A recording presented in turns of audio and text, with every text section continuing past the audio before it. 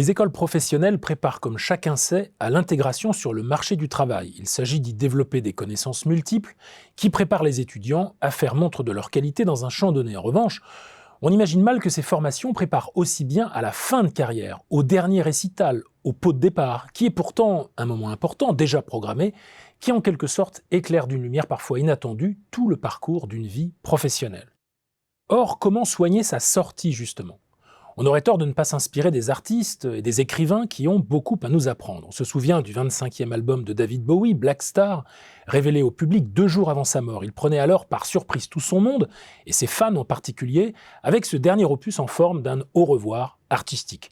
On se souvient peut-être moins de La vie de Rancé, le dernier ouvrage de François-René de Chateaubriand, sorte de testament littéraire et de prélude au temps de la retraite. Ces 2 exemples pour nous rappeler en fait qu'il ne faut pas seulement mériter son entrée, mais aussi réussir sa sortie. Bref, que dire lorsqu'on a la vie derrière soi ? C'est la question que pose Antoine Compagnon dans un livre qui regroupe ses dernières lectures, daté de 2020, lequel ne sera bientôt plus professeur au Collège de France, atteint qu'il est par la limite d'âge. Or, la cessation d'activité individuelle nous concerne tous en réalité, artistes, chercheurs, mais aussi bien chefs d'entreprise ou salariés en quelque domaine que ce soit. Le jour venu, il faudra renoncer par force ou par nécessité, même si on peut supposer que la personne qui s'en va est paradoxalement celle qui a le plus d'expérience. Mais alors, quoi faire de cette expérience pour réussir sa sortie justement ? Compagnon évoque ici The Last Lecture, le dernier cours, en référence ici à la scène au dernier repas du Christ, réalisé à l'université Carnegie Mellon en 2007, dans laquelle les conférenciers étaient invités à participer, à prononcer leurs dernières paroles. En fait, d'exprimer ce qui leur semblait important de dire, en imaginant qu'ils n'auraient plus jamais l'occasion de le faire. Une expérience de pensée, typiquement philosophique, que vous pouvez retrouver sur YouTube, dont l'un des passages a été vu plus de 20 millions de fois, celui du professeur Randy Pausch qui apprenait juste avant d'intervenir qu'il était atteint d'un cancer du pancréas inguérissable. Vidéo devenue depuis l'un des best-sellers du développement personnel traduit dans de nombreuses langues. Dans les 13 chapitres du livre, Compagnon nous fait découvrir différentes manières que les écrivains ont eu de pratiquer l'exercice. Il évoque d'abord le chant du cygne, en rappelant les paroles de Socrate dans le Phédon, quand celui-ci célèbre le chant des oiseaux comme un don et comme l'expression d'une joie, car ils vont trouver le Dieu qu'ils servent. Compagnon affirme également que la vieillesse peut être le moment choisi pour innover.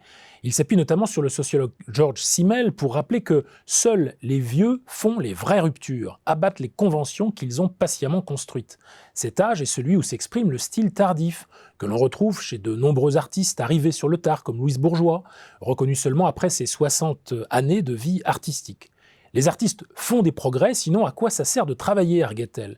Quant à Cézanne, un mois avant sa disparition, il confiait à Émile Bernard vouloir continuer à développer son œuvre mieux que par le passé et qu'en attendant, il continuait ses études. Il évoque enfin la sublimité sénile, lorsqu'une œuvre finale transforme l'art d'une manière définitive et souvent inattendue, comme chez Goethe ou Rembrandt. Or, dans les affaires aussi, il faut savoir gagner la sortie, parfois prendre la porte, et trouver les mots l'ultima verba pour le dire. Steve Jobs s'était bien essayé au chant du cygne, rappelez-vous les dernières paroles qui lui furent prêtées le 5 octobre 2011.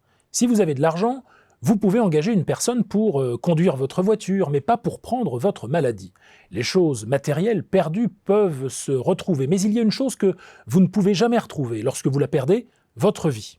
Ces dernières paroles, presque trop éclairées pour être vraies, ont fait le tour du monde avant que l'on s'aperçoive, ironie du sort pour ce grand zélateur des nouvelles technologies, qu'il s'agissait d'un fake.